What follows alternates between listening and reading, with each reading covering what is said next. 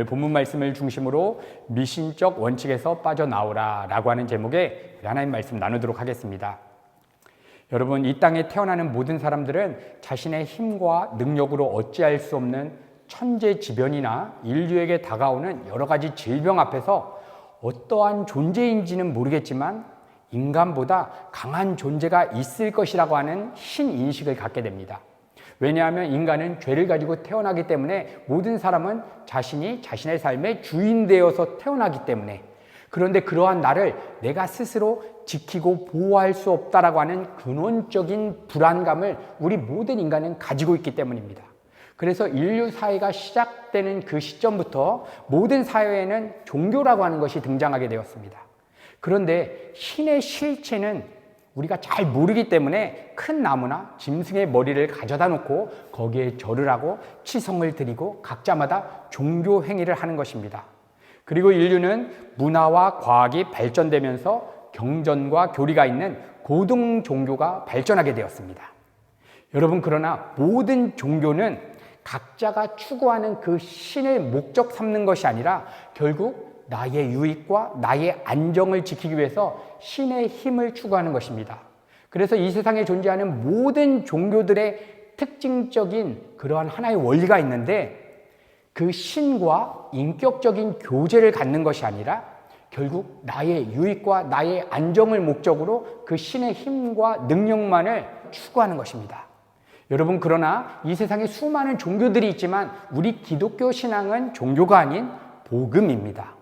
종교는 자신이 믿는 신의 속성을 알아가고 그 신과 인격적인 관계를 목적 삼지 않지만, 우리 기독교 신앙의 핵심인 복음은 우리를 창조하신 삼위 하나님은 어떤 분이신가, 말씀을 통해서 우리가 점점점 알아가게 되면서 우리 교회 공동체가 함께 모여서 마음과 뜻과 힘을 다해서 오늘도 우리 하나님을 사랑하자, 이것을 목적 삼는 것이 이 세상 종교와 구분되어지는 복음입니다.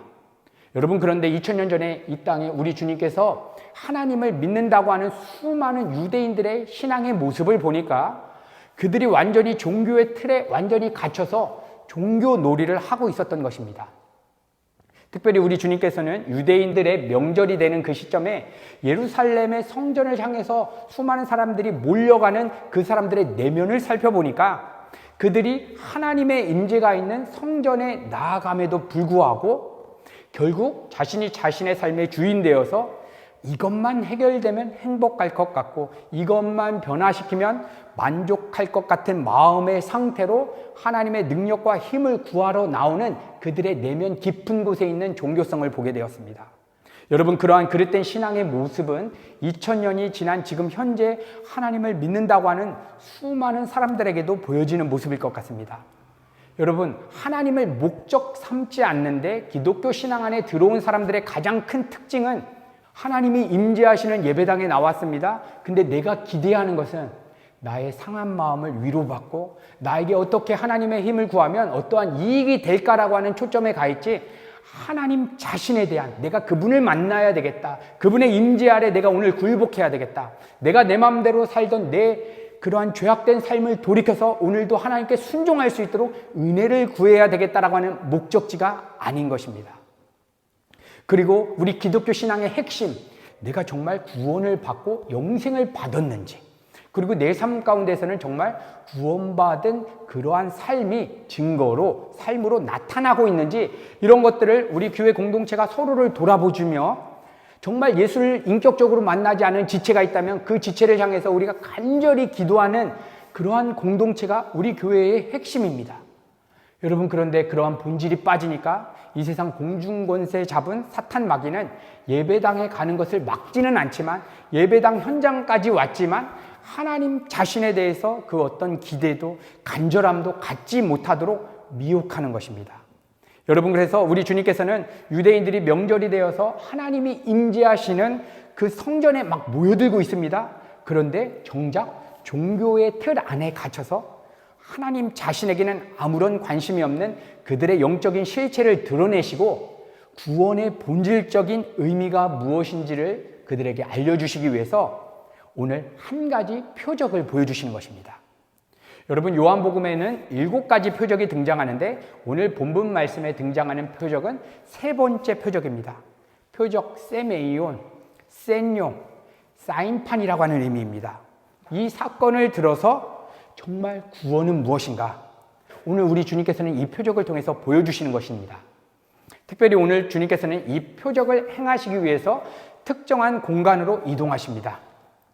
예루살렘 성에는 여러 문들이 있었는데 그 중에 성전에서 희생 제물로 드려지는 희생 양들이 들어오는 그런 문이 있었습니다. 쉽 게이트, 양문입니다. 이스라엘 백성들은 어린 양의 희생으로 살아난 민족입니다. 애굽에 나올 때 어린 양의 희생의 피가 아니었으면 이스라엘 백성들도 애굽 사람들과 같이 장자 재앙에서 다 죽어야만 했습니다. 이스라엘 백성들에게 양의 희생은 생명의 은혜를 상징하는 것이기 때문에 양문은 굉장히 특별하고 굉장히 소중하게 여겨지는 그러한 문이었습니다. 그러한 양문이 오늘 본문 말씀의 배경으로 등장합니다. 그리고 또 하나의 공간적인 배경이 있습니다. 양문 옆에 베데스다라고 하는 연못이 등장하고 있습니다. 베데스다, 베이트와 헤세드라고 하는 두 단어의 합성어입니다. 베이트의 벳은 집이라고 하는 의미고 헤세드는 자비, 긍휼, 은혜라고 하는 단어입니다. 그러니까 베데스다라고 하는 의미는 은혜의 집, 긍휼의 집, 자비의 집이라고 하는 의미입니다. 이렇게 오늘 배경의 설정은 예수 그리스도의 희생을 상징하는 제사용 양들이 들어오는 양문이 있고 그 옆에 은혜의 집을 상징하는 베데스다 연못이 등장하는 것입니다. 여러분, 오늘 본문 말씀의 이 배경이 의미하는 것은 오직 예수 그리스도의 십자가 은혜를 통해서만 은혜의 집, 자비의 집, 긍휼의 집인 하나님의 나라에 들어갈 수 있다는 것을 보여주기 위한 표적인 것입니다. 그리고 오늘 그 배경 가운데 도저히 누군가의 도움과 희생과 은혜가 없으면 살아날 수 없는 병자들이 우글거리고 막 있는 것입니다. 여러분, 그렇다면 수많은 병자들이 왜 병원에 가지 않고 의원을 찾아가지 않고 이 베데스다 연못에 모여든 목적이 무엇이겠습니까?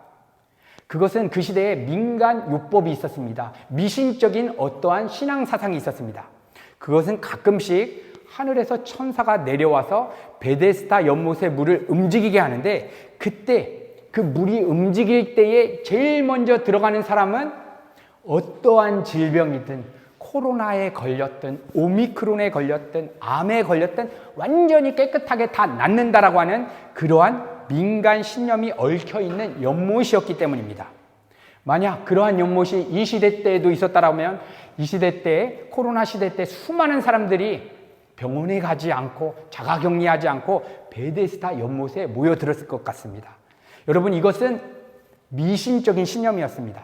그럼에도 불구하고 이러한 미신을 원칙으로 베데스다 연못을 중심으로 하나의 인간 사회가 구축되었습니다. 그리고 이러한 미신적인 원칙을 중심으로 인간 세상에서 이것은 성공한 거야, 이것은 실패한 거야 라고 하는 그러한 결정이 일어나고 있었던 것입니다. 여러분, 이 베데스다 연못을 중심으로 인간 사회가 구축된 모습은 바로 죄로 물든 지금 이 지구상의 전 세계를 상징하여 보여주고 있는 것입니다. 여러분, 우리가 살아가는 이 세계에는 미신을 원칙으로 한 인간 사회의 어떠한 틀이 있습니다. 세계관과 가치관이 있습니다. 어떠한 미신적인 그러한 틀이 있느냐? 돈을 많이 벌면 행복할 것이다. 좋은 직장에 가면 행복할 것이다. 내가 원하는 대로 삶이 펼쳐진다면 행복할 것이다. 그래서 부자 되는 것은 성공한 것이고 가난한 것은 루저다. 이건 실패한 것이다. 이러한 미신적인 원칙이 이 세상을 지배하고 있습니다. 그래서 우리도 모르게 우리는 초등학교, 중학교, 고등학교, 대학교 가면서 항상 타인들보다 내가 더 높은 자리를 올라가야 되겠다라고 하는 그런 본성을 가지고 정신없이 우리는 뛰면서 한평생을 우리는 살아가게 됩니다. 그런데 더욱더 심각한 문제는 무엇이냐? 하나님을 믿는다고 하는 사람들이 이 세상에서 미신적 원칙으로 정해놓은 그 세계관과 가치관에 사로잡힌 상태에서 하나님을 우상시하는 그릇된 신앙의 길로 가고 있었던 것입니다. 우리 주님께서는 그러한 종교적인 형태로 하나님을 찾아오는 그들의 내면 깊은 곳에 있는 그릇된 신앙을 다 들여다보시면서 이러한 영적인 상태를 표현하시는 방법으로 오늘 베데스다 연못 전체를 하나의 비유로 세팅으로 채택하셔서 38년 된 병자를 대상으로 십자가 복음의 본질적인 의미는 이것이다, 이렇게 보여주고 있는 것입니다. 여러분, 오늘 특별히 이 연못 옆에는 수많은 병자들이 우글거리는데 우리 주님께서는 특별히 한 병자에게만 찾아갑니다. 그 병자는 38년 된 병자입니다. 왜 주님께서 특별히 38년 된 병자를 찾아갔느냐? 여러분, 이스라엘 사람들에게는 38이라고 하는 숫자에는 어떠한 상징적인 의미가 있기 때문입니다. 이스라엘 백성들에게 38이라고 하는 것은 심판의 때, 고난의 때를 의미하고 있습니다. 여러분, 이스라엘 백성들이 광야 40년 기간 동안 정말 방황하고 정말 이들이 하나님 앞에 불순종하면서 살았던 그 기간은 38년이었습니다. 여러분, 하나님께서 출애굽한 이스라엘 1세대들에게 이제 약속의 땅 가나안에 들어가서 그곳을 점령하라고 말씀하셨습니다. 그런데 그들이 가나안 땅에 바로 들어가기에는 약간 의심쩍고 그 땅을 먼저 가서 봐야지 이게 정말 우리가 들어갈 수 있는 땅인가 아닌 땅인가 한번 점검하고 싶었습니다. 그래서 12명의 정탐꾼을 꾸려서 가나안 땅을 40일간 정탐하도록 했습니다. 그런데 여호수아와 갈렙 이외의 10명의 정탐꾼은 이 세상에서 가지고 있는 미신적인 그러한 세계관에 완전히 사로잡힌 상태에서 그 땅을 보고 와서 이스라엘 백성들한테 이렇게 얘기하는 것입니다. 여러분, 하나님께서 가나안을 정복하라고 말씀하셨지만 우리가 가서 보니까 그들이 얼마나 강한지 아십니까? 그들과 우리를 비교했을 때 우리는 메뚜기 같은 존재입니다. 만약에 우리가 하나님의 말씀을 믿고 멋모르고 그냥 가나안 땅에 들어간다면 우리는 완전히 그들에게 박살나서 우리는 멸절하게 될 것입니다. 이렇게 보고한 것입니다. 여러분, 그들은 분명 하나님께서 애굽에 10가지 재앙을 내리신 것을 실제 육안으로 보고 홍해 바다를 그들이 가르면서 걸어서 왔습니다. 분명 그들은 전지전능하신 하나님의 능력을 보았음에도 불구하고 10명의 정탐꾼이 왜 가나안 사람들을 보면서 두려움에 사로잡히게 된 것입니까? 이 세상 힘의 원리가 지배하는 미신적 원칙에 그들이 완전히 장악되었기 때문입니다. 이제는 이 세상 가치관에 완전히 사로잡히니까 믿음의 세계는 감지할 수도 없고 보이지도 않는 것입니다. 그리고 그러한 미신적 세계관에 사로잡힌 상태에서 외치는 그들의 보고에 따라 수많은 이스라엘 1세대들이 미신적 신앙에 완전히 사로잡히고 결국 하나님의 말씀에 불순종해서 허공 생활을 떠돌으면서 거기서 다 죽게 되었습니다. 이렇게 오늘 38년 된 병자를 우리 주님께서 의도적으로 이 사람을 찾아간 의미는 구약의 이스라엘 백성들 뿐만 아니라 우리 거듭난 하나님의 백성들 안에도 여전히 존재하는 그 죄악된 자, 여전히 하나님의 말씀을 믿지 못하고 이 세상 힘과 가치관에 우리의 마음이 묶여서 이거 하나님은 하실 수 없을 것 같아, 불안해 하는 우리의 죄악된 자를 대표성으로 해서 예수님이 그 38년 된 병자를 찾아가신 것입니다.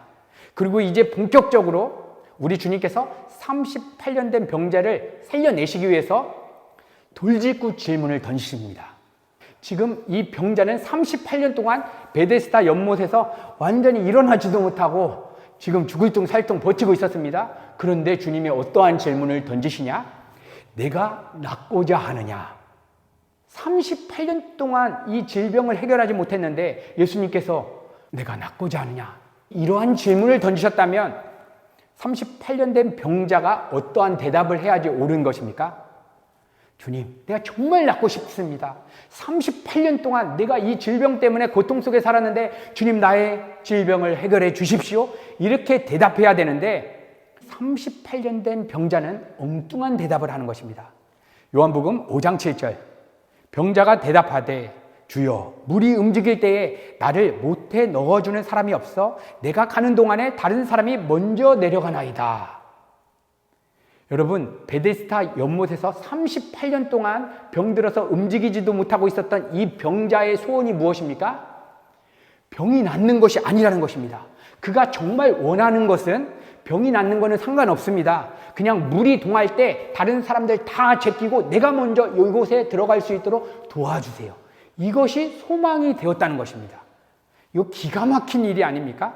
이것은 38년 된 병자뿐만 아니라 그곳에 우글거리고 있었던 수많은 병자들도 본질적으로 내 질병 문제가 해결되는 것이 소원이 아니라 어떻게 하면 다른 사람들 다 제끼고 저기에 먼저 들어가서 내가 살 수 있을까? 이렇게 그들의 소원이 완전히 바뀌어지게 된 것입니다. 여러분, 지금 이곳에 모여있는 모든 사람들은 다 절박한 상황에 있습니다. 물만 동해라. 내가 그러면 어떤 사람 한 명 제끼고라도 내가 올라가겠다. 나보다 더 힘 있는 사람이 있다라고 하면 내가 어떤 방법을 써서라도 얘를 제끼고 내가 올라가야 되겠다. 이러한 마음이 그 베데스다 연못에 있는 인간 사회를 장악하고 있었던 것입니다. 여러분, 이 모습이 지금 이 시대를 살아가는 현대인의 모습을 정확하게 묘사하여 보여주고 있는 것 같습니다. 여러분, 하나님과의 관계가 차단된 상태에서 태어나는 모든 사람들은 본성적으로부터 하나님은 눈에 안 보이시기 때문에 하나님이 아닌 이 세상의 가치나 대상들로 행복을 얻을 수 있다라고 하는 미신적인 원칙에 사로잡혀서 살아가게 됩니다. 그래서 각자마다 이것을 이루면 행복할 것이야, 이것만 도달하면 행복할 수 있어 라고 하는 막연한 기대감을 가지고 정신없이 내가 판단하기에 이것은 행복이야 하면서 정신없이 살아가는 것입니다. 여러분, 그런데 우리가 우리의 삶도 한번 잘 생각해 보십시오. 우리가 하는 모든 일의 목적지가 무엇일까? 이 세상 사람들이 태어나서부터 목적하는 그 본질적인 뿌리가 있는데 그것은 다 행복인 것 같습니다. 우리가 고등학교 때 왜 좋은 대학에 가려고 했습니까? 좋은 대학 가면 행복할 것 같아서. 우리가 왜 좋은 직장을 가려고 했습니까? 좋은 직장에 가면 행복할 것 같아서. 그래서 이 세상 미신적 원칙이 행복이라고 정해놓은 것들, 돈, 명예, 인기, 남들보다 뛰어난 외모, 이 세상의 힘을 모두가 본성적으로부터 바라고 희망하고 원하는 본성이 우리 안에 있는 것입니다. 그런데 그 어떤 누구도 이 세상 가치를 아무리 많이 가져봐도 본질적인 행복에 절대로 도달할 수 없습니다. 왜냐하면 하나님께서 정해놓으신 행복의 원칙이 있는데 하나님과 피조물과 바른 관계에 있을 때에만 경험되어지는 것이 행복이라고 하나님께서 정해놓았기 때문입니다.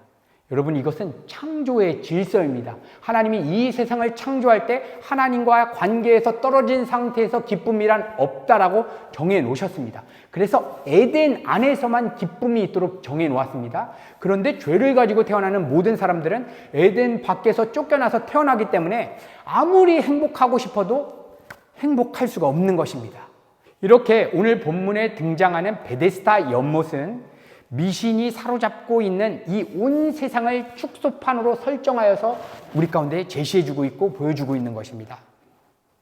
이 세상 모든 사람들이 원하는 건 행복인데 사람들은 정작 그 본질적인 행복이 있다라고 하는 하나님을 추구하는 것이 아니라 타인을 밟고라도 이 세상 가치를 더 많이 얻는 것을 원하고 있는 것입니다. 그런데 오늘 하나님의 아들이신 우리 구주 예수 그리스도께서 이 세상 베데스다 연못 안으로 찾아오신 것입니다. 그래서 하나님의 백성에게 찾아가셔서 그를 구원해 내시는 것입니다. 여러분, 예수님께서 이 베데스다 연못 사회에서 통용되고 있었던 미신적 원칙을 완전히 뒤집어 엎으시고 거기서 건진받는 것이 구원이야. 이 표적을 통해서 구원의 의미에 대해서 제시해 주고 있는데 그 구원의 의미를 제시하기 위한 질문으로서 내가 낫고자 하느냐 돌직구를 던지시는 것입니다. 그런데 38년 된 병자의 대답은 은혜의 집, 은혜가 터져나는 그 은혜의 집을 상징하는 베데스다 연못 앞에 와서도 이 세상 미신이 정해놓은 그 원칙, 돈, 명예, 인기, 내가 이런 것들이 없어서 내 인생이 이렇게 비참한 것입니다. 이렇게 토해내고 있는 것입니다. 여러분, 이 오늘 본문 말씀의 내용을 현대 우리 그리스도인들에게 적용하면 어떻게 되겠습니까? 은혜의 집, 하나님의 임재가 가득한 이 예배당 앞에 나왔습니다. 이 예배당 앞에 하나님의 은혜를 맛보기 위해서 나왔습니다. 그런데 우리가 정말 원하는 것, 우리 주님께서 주시고자 하는 것은 구원의 은혜입니다. 내 안에 여전히 하나님보다 이 세상의 가치를 더 사랑하고 그것을 더 추구하고 갈망하는 나의 죄악된 본성을 죽일 수 있는, 그 죄악된 본성을 죽이고 하나님 앞에 완전히 장악되어서 순종할 수 있는 십자가 은혜를 간절히 매달리는 것이 아니라 내 인생 문제의 해결과 내가 원하는 대로 하나님 이러한 삶이 펼쳐졌으면 좋겠습니다라고 하는 기대를 가지고 은혜의 집 앞에 나왔다라고 하면 여러분, 오늘 그러한 모습이 38년 된 병자의 모습인 것 같습니다. 여러분, 그런데 우리 주님께서는 이렇게 미신적인 요구를 가지고 이것만 해결했으면 좋겠는 마음을 가진 그러한 종교인의 모습인 38년 된 병자를 그냥 은혜로 살려주시는 것입니다. 그의 원함은 물속에 빨리 들어가는 것인데, 다시 말하면 성공하고 싶고 돈 많이 벌고 싶고 안정된 직장 가고 싶고 노후에 안정된 재정을 얻고 싶었는데, 우리 주님께서는 그러한 종교인의 모습도 그 본질적인 뿌리를 들추어서 그 문제를 해결해 주시는 것입니다. 오늘 본문 말씀 요한복음 5장 8절에서 9절, 우리 이 말씀을 같이 한번 우리가 봉독하도록 하겠습니다. 시작. 예수께서 가라사대 일어나 내 자리를 들고 일어가라 하시니 그 사람이 곧 나가서 자리를 들고 걸어가니라. 이 날은 안식이니라. 여러분, 우리는 이 말씀에서 놀라운 복음의 진리를 발견하게 되는 것입니다. 여러분, 한번 생각해 보십시오. 지금 38년 된 병자의 질병이 해결된 이유가 무엇입니까? 이 병자가 예수님을 바르게 믿었기 때문입니까? 아니면 우리 주님께서 병자에게, 병자야, 38년 된 병자야, 내가 하나님의 아들이야, 너 베데스다 연못에 나왔지? 베데스다라고 하는 의미가 뭔 줄 알아? 은혜의 집, 자비의 집, 긍휼의 집이야. 그 집의 실체인 내가 네 앞에 왔다. 그러니까 너 나를 믿으면 내가 네 질병 문제 완전히 해결해 줄게. 그러니까 나를 믿어. 이러한 메시지를 던져서 그럼 주님 내가 믿겠습니다 해서 나은 게 아니라는 것입니다. 그는 그저 주님 앞에서도, 예배당 앞에 와서도 나의 욕망, 나의 원함만을 토해냈습니다. 그런데 주님은 그의 본질적인 문제를 해결해 주시는 것입니다. 왜 그렇습니까? 여러분, 우리 인간들은 전적으로 타락하고 부패해서 우리의 힘과 의지로 예수님을 믿을 만한 그러한 능력과 실력은 이 세상에 아무도 없습니다. 그래서 우리가 예수님을 믿는다는 것은 내가 어느 시점에 믿기로 결단했습니다. 내가 의지를 발동해서 내가 예수님을 믿겠습니다. 내가 이렇게 결단과 의지를 짜낸 것이 조건이 돼서 구원을 받는다는 것이 아니라는 것을 보여주는 것입니다. 구원은 전적으로 하나님의 은혜로 믿음이라는 것을 선물을 받아야지만 구원을 받을 수 있다는 것을 보여주고 있는 것입니다. 그러니까 우리가 잘 생각해야 됩니다. 내가 예수를 믿고 구원을 받았다라고 하는 의미는 내가 믿는 그 믿음이 조건이 되어서 내가 이러한 조건을 제시했습니다.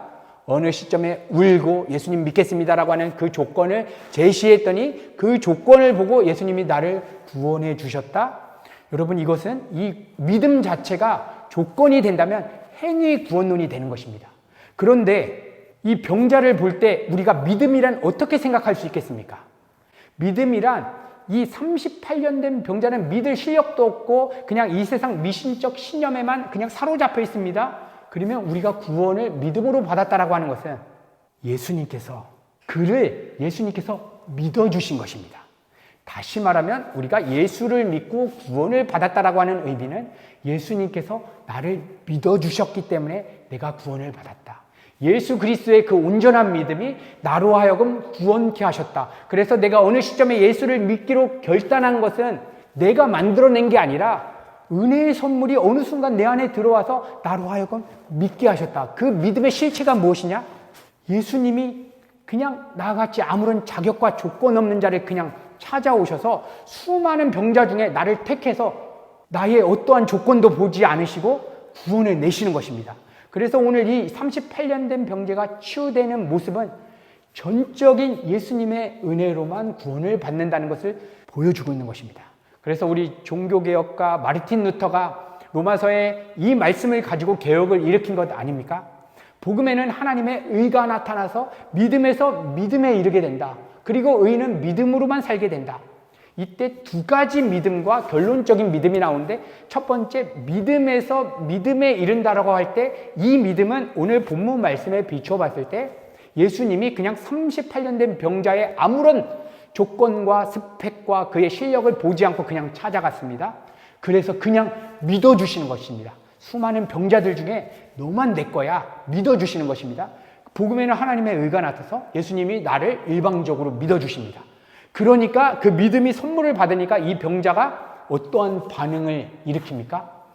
병자도 예수님을 믿는다는 그러한 주관적인 믿음을 터뜨리는데, 일어나 내 자리를 들고 걸어가라. 말도 안 되는 얘기를 하는데 그 믿음이 격발시켜내는 것입니다. 여러분, 이것이 구원인 것이고, 여기 계신 성도님들이 받은 구원의 의미가 우리에게는 아무런 조건이 없다는 것을 보여주고 있는 것입니다.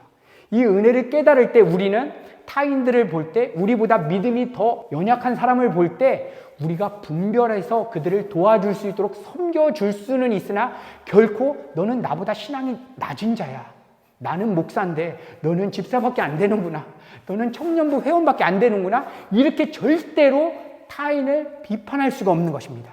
그들의 연약함을 보고 나 같은 자도 구원해 주셨는데 하나님, 저 지체에게도 구원의 은혜가 흘러갔으면 좋겠습니다. 여러분, 이것이 우리에게 주어진 구원의 의미인 것입니다. 그래서 오늘 사도 요한은 예수님의 마음을 읽으면서 이 사건을 안식일의 의미와 연결시키고 있습니다. 요한복음 5장 9절, 그 사람이 곧 나아서 자리를 들고 걸어가니라. 이날은 안식일이라. 이 질병 치유된 이 표적을 의도적으로 안식일의 의미와 연결짓고 있는 것입니다. 여러분, 안식은 이 세상에 우리 삶에 주어진 인생 문제가 해결되거나 환경이 내가 원하는 대로 바뀌어지는 것으로 주어지는 그러한 차원의 것이 아닙니다. 안식이란 성부, 성자, 성령 하나님 사이에서 흘러나오는 그 하나님의 신적인 평강, 그 본질적인 행복이 피조물인 인간에게 전해지는 것입니다. 그래서 우리 주님께서는 이 세상 미신적 원칙에 장악되어 베데스다 연못 앞에서 38년 동안 단 한 번도 이러한 신적인 안식을 경험하지 못하고 공고함 가운데 살아가는 그 하나님의 백성을 대표하는 38년 된 병자에게 찾아가서, 너 미신적인 신념을 가지고 있지? 종교의 틀로 나왔지? 네가 어떻게 나를 대하든 상관없어. 내가 너를 사랑할 거야. 내가 너에게 그냥 하늘의 안식을 부어줄 거야. 네가 원하는 것은 사람들 다 제끼고 이 물속에 먼저 들어가는 거지만 나는 그것만 해결해 주면 너는 구원을 받을 수가 없어. 나는 너의 그냥 본질을 해결해 줄 거야. 이러한 은혜를 부어준 것입니다. 여러분, 만일 그의 원함대로 연못에 집어넣어 주셔서 해결해 주셨다면 그 사람에게는 질병 문제는 해결될 수 있으나 영원한 생명은 얻지 못했을 것입니다. 왜냐? 그에게는 예수님이 이 세상 수많은 이방신들 중에 질병 문제를 해결해주는 능력 있는 그러한 신이구나, 이렇게밖에 인식되지 않았을 것이기 때문입니다. 그렇게 되면 메시아를 만났어도 그는 평생 미신적 원칙에 사로잡혀서 메시아한테 가서 그때그때 내 인생의 어려움을 해결하는 그러한 그릇된 신앙으로 갔을 것입니다. 그래서 우리가 누가복음 17장에 보면 예수님을 통해서 분명 10명의 나병 환자가 깨끗하게 고침을 받았습니다. 그런데 근원적인 죄의 문제를 해결받고 구원받은 사람은 단 한 명이었습니다. 그러면 나머지 9명은 질병 치유받고 이분은 내 본질을 해결하는 사람이 아니야. 내 껍데기, 내 인생 문제, 재정 없을 때 재정 주는 신이야, 건강이 아플 때 건강 해결해 주는 신이야 라고 인식이 돼서 결국 질병 치유는 받았지만 지옥으로 떨어지게 된 것입니다. 그래서 우리 주님께서는 그 38년 된 병자의 그 원함을 아셨지만, 나도 한번 38년 동안 나를 다 제끼고 수많은 사람들이 물속에 들어가는 것을 보았을 것입니다. 정말 이것만은 해결하고 싶은데도 불구하고 그 문제를 해결해 주지 않고 본질을 해결해 주시는 것입니다. 여러분, 그래서 우리가 때때로 이러한 이 세상 미신적 신념에 사로잡힌 상태에서 하나님, 당장 내 어려워진 이 인생 문제 해결해 주세요, 이거 바꿔주세요 할 때 하나님께서 해결해 주시지 않는 이유는 하나님께서 우리를 정말로 사랑하시기 때문입니다. 그거 한두 가지 기도응답 받는다고 해서, 그거 한두 가지 네가 원하는 대로 삶이 펼쳐진다고 해서 너의 근원적인 안식이 주어지는 게 아니야. 그거 하나 해결하면 또 다른 문제는 너의 인생 가운데 다가올 거야. 넌 그때마다 이거 해결해 주세요, 저거 해결해 주세요, 저거 해결해 주세요 하면서 하나님을 믿지만 안식하지 못하고 살 거야.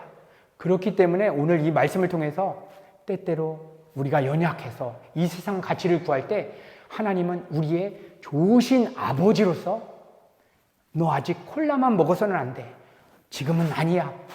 그리고 하나님의 때에 하나님의 방식으로 하나님의 뜻에 우리의 삶 가운데서 우리가 상상할 수 없는 방식으로 열어서 펼쳐주시는 것입니다.